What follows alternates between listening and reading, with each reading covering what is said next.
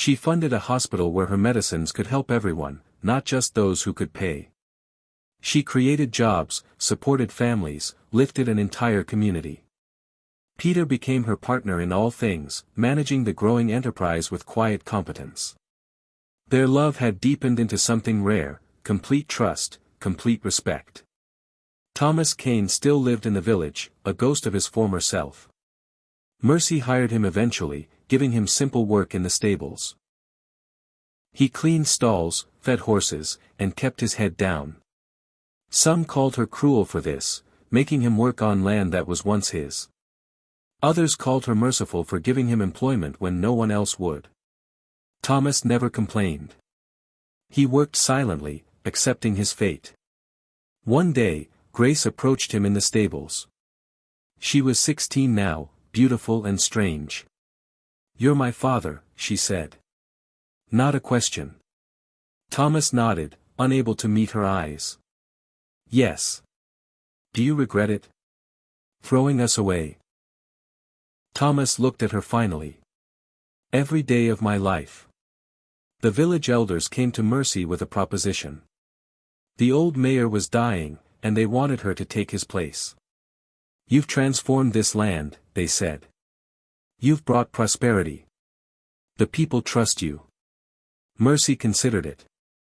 She had no interest in power for its own sake. But she understood responsibility. "I'll accept," she said, "but on one condition. The laws must change. Women must be allowed to own property in their own names. Widows and abandoned wives must have legal protection.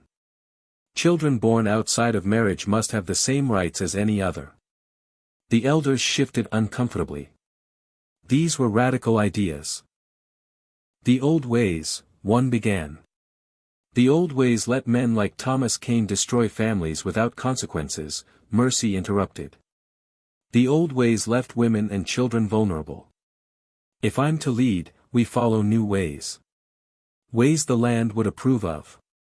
They agreed. They had no choice. Mercy's wealth and influence were too great to ignore.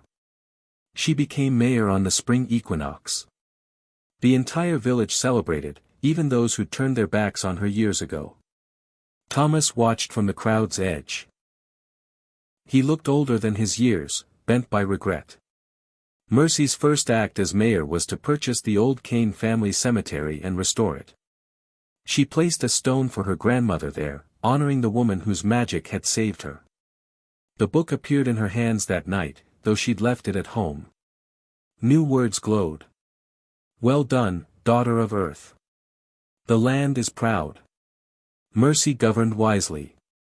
She settled disputes fairly, invested in infrastructure, ensured no family went hungry.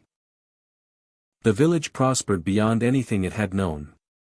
Grace became her apprentice, learning leadership alongside her gifts with growing things. Mother and daughter worked side by side, their power complementing perfectly. Peter managed the financial side, his merchant's mind keeping everything balanced. They were a team in the truest sense. But not everyone was happy. Helena had returned to the village, her second marriage having failed. She was older now, her beauty faded, her fortune spent. She lived with her sister and worked as a seamstress. She watched Mercy's rise with poison in her heart. One night, Helena came to the Grace lands. She found Thomas in the stables. "This is wrong," she hissed. "She was nothing. We threw her away. Now she rules everything while we have nothing."